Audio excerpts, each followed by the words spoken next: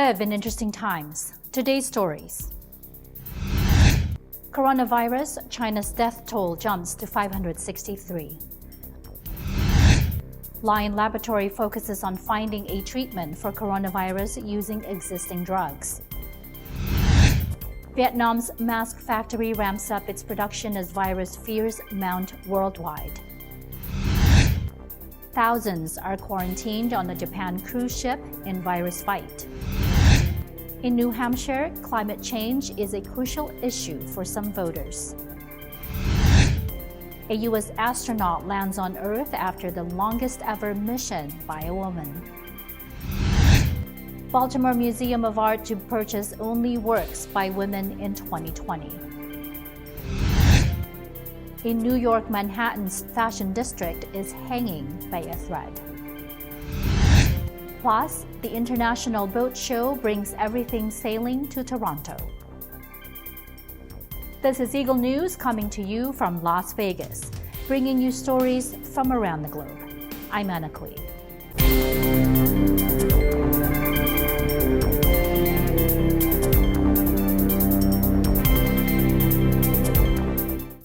China scrambled to find bed space for thousands of newly infected patients on Thursday as the death toll from the novel coronavirus soared to 563. More than 28,000 people are now known to be infected nationwide in the outbreak that has spiraled into a global health emergency. 24 countries now have confirmed cases of the coronavirus that emerged from a market selling exotic animals at the end of last year. 2月5日0至24时，各省区市和新疆生产建设兵团报告新增确诊病例3694例，其中湖北2987例，新增治愈出院病例261例，其中湖北113例。截至2月5日24时，各省区市和新疆生产建设兵团隔离治疗26302例，其中重症病例3859例，累计报告确诊病例28018例，累计治愈出院1153例，累计死亡病例563例，现有疑似病例24702例。全国累计报告的确诊病例数已连续2天超过现有疑似病例数，提示检测能力提升，疑似病例明确诊断或排除的速度加快。民航的这个客流量，春运客流量大幅下降，整个春运假期7天时间，总共也就完成了旅客运输量651万人次，和去年的同期相比呢，一半都不到，所以今年。The new coronavirus has upset all the plans of Virpath, a university laboratory in Lyon, which hopes to find as soon as possible among the already existing drugs an effective treatment for this virus that has already caused hundreds of deaths. Take a look. Donc à partir d'échantillons de patients français, nous avons effectivement isolé le virus et nous sommes en train de l'amplifier pour constituer une banque de travail. À partir de là, nous pourrons évaluer dans différents modèles cellulaires, mais aussi ex vivo, des épithéliums respiratoires humains cultivés en interface air liquide. Et sur ces modèles, nous allons pouvoir donc évaluer les médicaments repositionnés. Oui, on a développé une stratégie qu'on a validée sur la grippe. Aujourd'hui, on a un essai clinique de phase 2 sur un antihypertenseur qu'on a repositionné comme antiviral.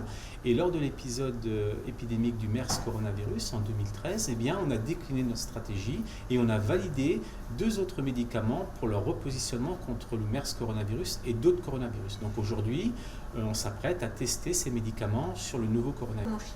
Alors notre objectif, c'est bien évidemment d'évaluer et on l'espère valider ces médicaments repositionnés très rapidement, d'ici un mois et demi, pour être en mesure de proposer une solution thérapeutique avec ces médicaments repositionnés pour les patients. Les avantages majeurs du repositionnement de médicaments, c'est bien évidemment de réduire considérablement les coûts de développement et la durée de développement.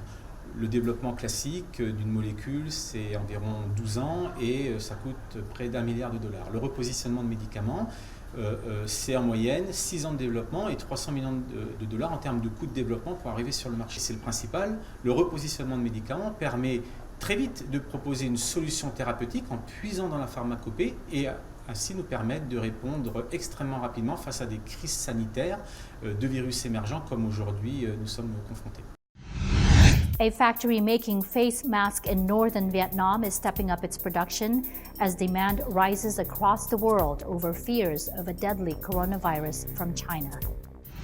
Trong cái lực lượng chúng ta đang may cái hàng xuất khẩu đó thì chúng tôi dừng lại để mà may cái này để đáp ứng ngay cho thị trường, góp phần để cho cùng với chính quyền có cái khẩu trang phục vụ nhân dân. Một phần thứ hai nữa là cũng góp phần để ổn định được cái giá cả trên thị trường.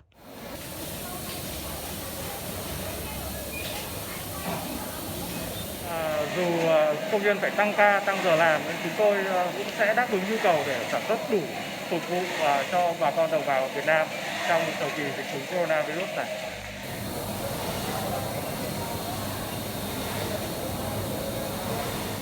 The new coronavirus that appeared late December has claimed 563 lives, infected more than 28,000 people in mainland China, and spread to more than 20 countries. Health authorities in Wuhan, an industrial city in central Hubei province, first document the new illness on December 8. On December 31, China alerts the World Health Organization, or WHO, to cases of pneumonia in the city. Several infections are traced to a Wuhan market, which is shut on January 1. As infections rise, Chinese officials say on January 7 they have identified a new virus from the coronavirus family. It is named 2019 nCoV. China announces its first death in Wuhan on January 11. 2 days later, the first case outside China is reported in Thailand, originating in Wuhan. Japan reports its first case also from Wuhan on January 16. The United States, Nepal, France, Australia, Malaysia, Singapore, South Korea, Vietnam, and Taiwan confirm cases over the following days. The U.S. starts screening flights from Wuhan to be followed by Asian countries. By January 20, nearly half of China's provinces are affected, including Beijing, Shanghai, and Shenzhen. A Chinese infectious disease expert confirms the illness can be transmitted between humans. Wuhan is placed under quarantine on January 23, with transport links cut there and in other Hubei province cities, affecting more than 56 million people. The WHO says the outbreak is an emergency in China, but not yet globally. Beijing cancels events for the upcoming Lunar New Year. Several landmarks are closed. The first 2 deaths are reported outside Hubei. On January 24, the first cases are recorded in Europe and France. Beijing extends the Lunar New Year holiday to limit travel. On January 27, the U.S. and Germany tell their citizens not to travel to China. On January 28, Germany and Japan announced the first 2 confirmed human-to-human transmissions outside China. On January 29, the U.S. and Japan become the first of several nations to start evacuating citizens from Wuhan. The coronavirus emerges in the Middle East, in the United Arab Emirates. Some international airlines suspend their China flights. Foreign companies shut down Chinese factories and shops. On January 30, the WHO declares a public health emergency of international concern. Russia shuts its border with China. On January 31, as Britain, France, and North Korea airlift their nationals, Italy declares a state of emergency. The U.S. says on February 1 it is banning the entry of foreign nationals who had recently traveled to China, a move followed by other countries. On February 2, Wenzhou, around 500 miles from Wuhan, becomes the second city to be locked down. The Philippines reports the first coronavirus death outside China. China says it will pump in 1.2 trillion yuan, $173 billion, to protect growth. Chinese stocks collapse on February 3, the first day of trading since the holiday. On February 4, Hong Kong reports a coronavirus death, the second outside the mainland. Singapore announces its first cases of local transmissions. Gaming center Macau closes its casinos for 2 weeks. The WHO says the outbreak does not yet constitute a pandemic. Thousands of people were stranded aboard 2 cruise ships in Asia on Thursday, quarantined by officials desperate to stem the spread of a deadly virus that has killed hundreds in China and spread panic worldwide. At least 20 people on board one ocean liner off the Japanese coast have tested positive for the new coronavirus, with thousands more facing 2 weeks of isolation. The outbreak on the vessel, whose 3,700 passengers and crew hail from over 50 countries, is the latest development in a snowballing global health emergency that has left more than 560 people dead, most of them in China. In Hong Kong, 3,600 people spent the night confined aboard the cruise ship World Dream as authorities conducted health checks after 3 former passengers tested positive for the virus. Since emerging from central China in December, the virus has killed 563 people and infected over 24,000 more, including a few hundred outside the mainland. The World Health Organization, which has declared the outbreak a global health emergency on Wednesday, appealed for $675 million to fight the virus.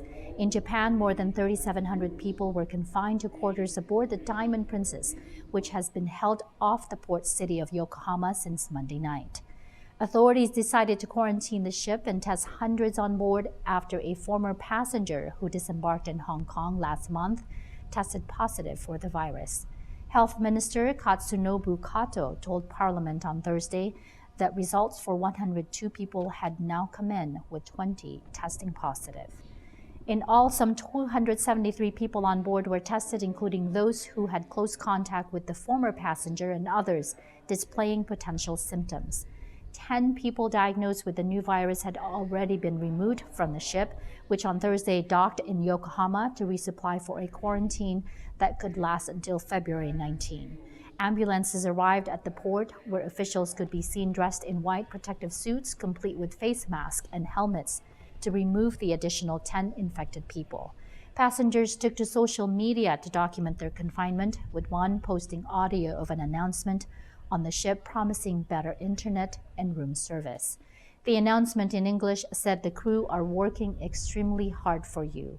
Masks will be delivered to your staterooms as we are negotiating with the Japanese quarantine officials to allow small groups of guests to spend some time on the open decks to get some fresh air.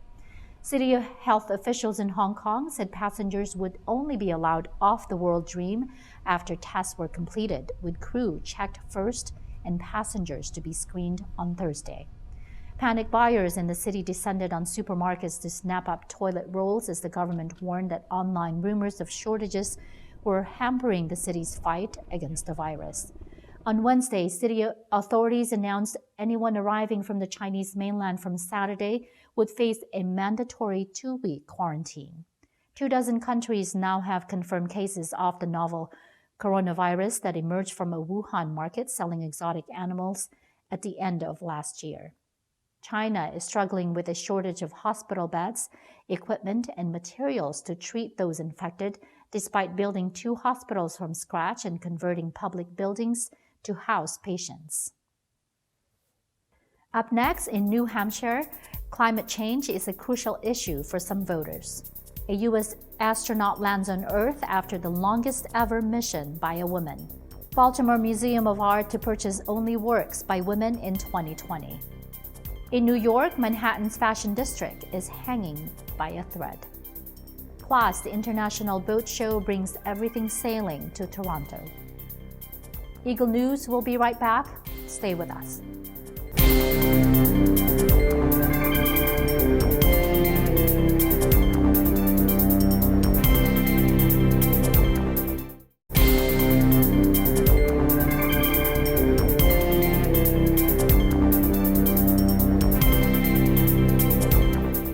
Welcome back. This is Eagle News coming to you from Las Vegas.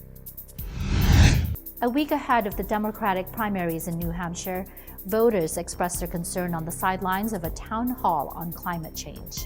Take a look. I'm a person of science, and I see that we're going in a really terrible direction.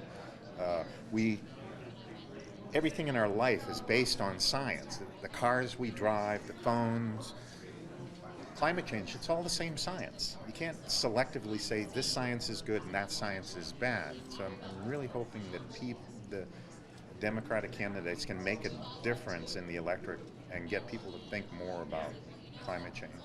It's much better this time than in the last election when it was barely covered at all, because now the people are really getting concerned about climate, and we're asking the presidential candidates to speak about it. So we actually, in my family, we rank them according to how much they talk about climate and how important they feel it is. I think the American public might still not fully grasp the urgency of the issue, and that whatever they hold dear may not be possible as the global temperature rises. So I don't know, it's just a crucial issue. I think climate change can be viewed as a partisan issue, like the Democrat versus Republican, and that makes it hard for people in schools to really address it because everything needs to be bipartisan. So there needs to be a lot of work to say climate change is a bipartisan issue, and a lot of education needs to go through that lens, but I think because it's bipartisan is getting in the way of that. Well, I do think there's a generational difference in terms of young people versus those that are older. But across the population, more and more people are realizing that, climate change is us, but we can do something about it. There certainly is a generational appreciation in terms of that, and younger people realize that, we're talking about their generation. In other news, NASA's Christina Koch returned to Earth safely Thursday, having shattered the spaceflight record for female astronauts after almost a year aboard the International Space Station. Koch touched down at 0912 local time on the Kazakh steppe after 328 days in space, along with Luka Parmitano of the European Space Agency and Alexander Skvortsov of the Russian Space Agency. Dmitry Rogozin, head of Russia's Roscosmos Space Agency, said the crew had returned safely. Rogozin wrote on Twitter, quote, "All is well on board. The crew are feeling well." Koch, a 41-year-old Michigan-born engineer, beat the previous record for a single space flight by a woman, 289 days held by NASA veteran Peggy Whitson on December 28, 2019. She had already made history by that point as one half of the first ever all-women spacewalk along with NASA counterpart Jessica Meyer in October. Koch told NBC on Tuesday that she would miss microgravity as she spoke to journalists ahead of the 3.5-hour journey back to Earth. She said it's really fun to be in a place where you can just bounce around between the ceiling and the floor whenever you want, smiling as she twisted her body around the ISS. Koch called three-time flyer Whitson, quote, "a heroine of mine and a mentor in the space program after she surpassed the 59-year-old's record." She also spoke of her desire to inspire the next generation of explorers. Koch's return comes after an advert produced by the skincare brand Olay ran during an intermission in the American football Super Bowl with a call to make space for women. The advert featured NASA astronaut Nicole Stott and saw the company promise to donate up to $500,000 to the nonprofit Women Who Code, which works with young women seeking careers in tech and scientific fields. This year's Super Bowl was watched by over 100 million people, while advert time cost more than $5 million for a 30-second commercial. The first woman in space was Soviet cosmonaut Valentina Tereshkova, whose spaceflight in 1963 is still the only solo mission carried out by a woman.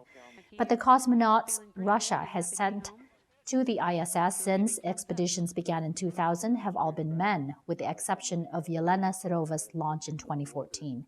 Both Tereshkova and Serova are now lawmakers in the Russian parliament, where they represent the ruling United Russia Party.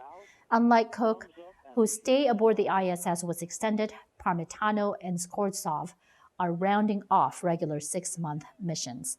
Parmitano handed over command of the ISS to Roscosmos Oleg Skripalchka on Tuesday.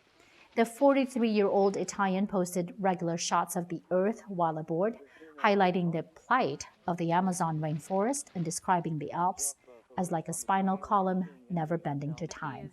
4 male cosmonauts have spent a year or longer in space as part of a single mission, with Valery Polikov's 437 days the overall record. Scott Kelly holds the record for a NASA astronaut posting 340 days at the ISS before they returned home in 2016.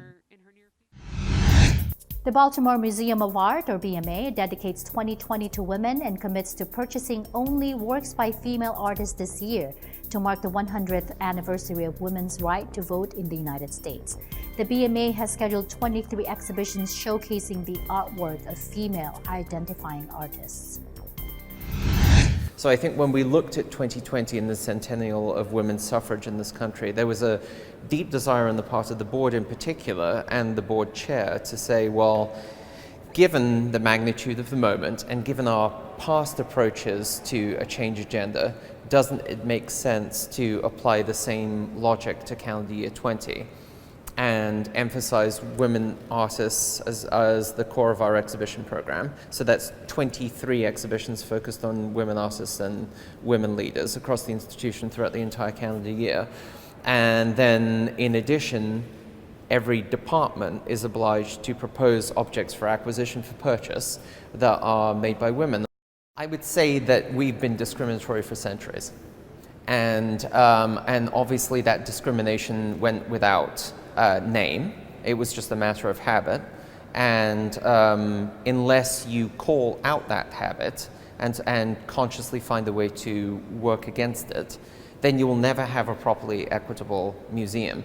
Well, I think it's a combination of both conscious bias and unconscious bias. And I think one of the functions of this calendar year for the BMA is not just to sort of adjust ourselves internally, it's to send a broader signal to the museum world that we need to reckon with this bias and very, very consciously work against it to bring a greater level of equity to the way that we function as institutions. I think it's a radical and timely decision in 2020 to take the bull by the horns and do this. But I think it also applies an unending agenda. So this is not a beginning and an end. I think it's a commencement, and we will continue with that mission as an institution.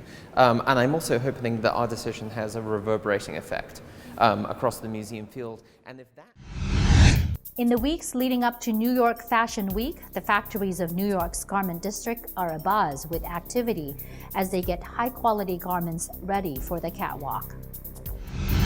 But the small neighborhood nestled amid skyscrapers close to Times Square has lost 95% of its workforce since its heyday in the 1950s, when it employed hundreds of thousands of people. With exorbitant rate increases in production moving abroad, there are concerns that the district will not survive. Having Fashion Week in New York City, the garment district is needed to support that because you need these samples fast. You need them in small lot production. And so that's why the garment district has historically been in this area, to be close to the designers. It's changing a lot. I've seen a lot of businesses close this year and last year. And once you have enough businesses close, you're going to see that domino effect across all the other related businesses. So once all the button stores close, then the fabric stores start going because they're related to each other. They have similar customers and similar businesses. But at some point, we're going to go back to being, slow fashion and bespoke. And when that flips, the garment district isn't here, it's going to skip New York. It's going to go someplace else that still has the shops and the scene to support it. It was part of the soul, the texture, the heart of New York, not only because it provided jobs, it provided a point of reference for people who are not necessarily well-to-do. They had an identity. They had a leadership, and particularly if they belonged to the union. In Canada, the International Boat Show, dubbed as the largest of its kind in North America, brings to Toronto everything sailing. Eagle News correspondent April Masongsong reports. It might be winter here in Toronto, Canada, but it feels like summer as the city hosts North America's largest indoor boat show, the 62nd Toronto International Boat Show. Let's check it out. For 150 years, boating has made an impact in Canadian history, travel, and lifestyle. First Nations people have built boats and canoes for travel and transport long before. Boats were eventually used by the French and British as a means of transportation and market to and from Europe. Down the road, boating and canoeing became a recreational activity for young people. Boating became very popular in Canada that boat clubs were formed, like the Royal Canadian Yacht Club. The fishing industry was also influenced by the popularity of boating and canoeing lifestyle in Canada. Kind of grew up doing some boating and then went away, but now it's kind of come back, and now me and my family enjoy being out on the water. It's a very social and fun outing, you know, whenever you're on the boat, so you're usually doing it with other people, so it's kind of a nice feeling to kind of family-oriented and social gathering. I came here primarily to see the sailboats, just because I enjoy sailing, so kind of made my way around this area over here. Fast forward to 2020 here in Enercare Centre, Toronto, the 62nd Toronto International Boat Show is in full swing with about 1,200 U-boats on sale and display and 550 exhibitors for boating enthusiasts. This one-week event has educational seminars on the boating lifestyles, engines, trailers, paddleboards, kayaks, and marine accessories. This event also features the second annual Toronto Indoor Wakeboarding Championships. We've got lots of great features here at the show, great entertainment. We have the world's largest indoor lake. So what we've done is we have transformed the NHL-sized hockey arena into an indoor lake for boaters. So we've actually taken out some extra seats around the rink, which is the Ricoh Coliseum, which is now called Coca-Cola Coliseum. And in January, come down, sign up for a canoe, a kayak, a pedal boat ride. You can see a water ski show, a wakeboard show. And if you're really interested about education, we have over 300 free seminars and workshops. So a lot of people like to come to the show and learn about how to buy a boat, how to maintain a boat. And they like to talk to technicians to help them fix a problem that they might have on their boat. And then we've got a lot of people that talk about their adventures, and they might have sailed around the world. So lots of great people to listen to as well. Boating is so important to people in Canada, especially Ontario. There are so many lakes and waterways close by to people that live downtown Toronto. They've got all the lakes and rivers close by. Then you go west, you go east, you go north, and there's just hundreds and hundreds of lakes. So it's really become part of Canadian culture that people like to escape to the lake. They leave all their stresses behind. Boating does connect people, friends, family. So a lot of people, that's the big driver why people want to get into boating, is because of that connection with family and friends and being able to leave all your worries behind.